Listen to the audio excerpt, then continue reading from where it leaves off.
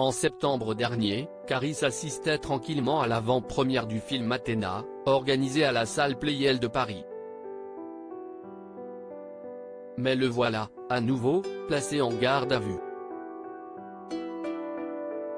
Ce mercredi 9 novembre 2022, le rappeur a effectivement été pris en charge par le commissariat de Sainte-Geneviève-des-Bois à la suite d'une plainte, pour violence, déposée par son ancienne compagne Linda P., selon les informations exclusives du journal Le Parisien.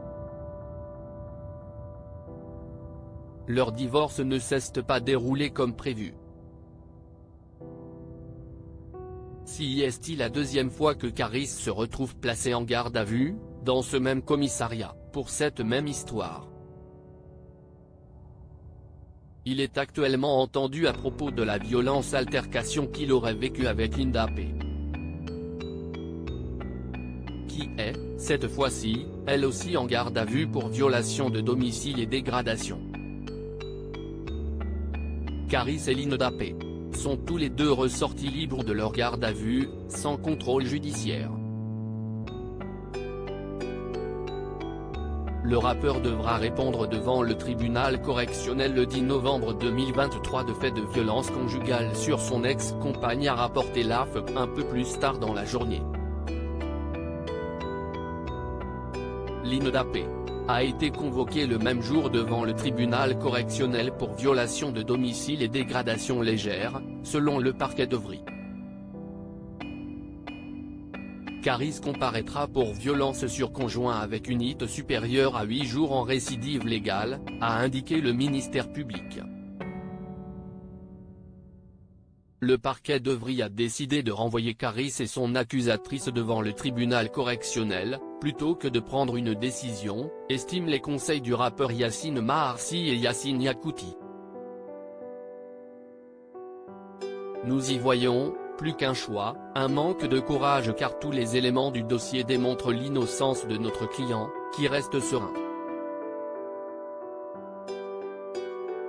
Le tribunal ne pourra que prononcer une relaxe, juge encore les deux conseils. Cette décision était prévisible pour les avocats de l'ex-compagne, Adrien Gabot et Sema Akman, tant pour leur cliente qui a reconnu les faits que pour Caris qui, malgré ses grossières dénégations, est convoqué, ce qui corrobore la plainte déposée par notre cliente et le travail des enquêteurs. Rappel des faits: les faits remontent au mois de janvier 2022. Caris, de son vrai nom Okouniakour, avait été accusé de violence par son ancienne épouse, et mère de son enfant, Linda P. Cette dernière assurait que le rappeur, avec qui elle a été en couple pendant 14 ans, l'aurait bousculé, l'aurait enfermé dans son garage et l'aurait alors frappé avec ses poings et ses pieds. Il l'aurait ensuite poussé vers la sortie en lui jetant les ongles qu'il lui aurait arrachés en la battant.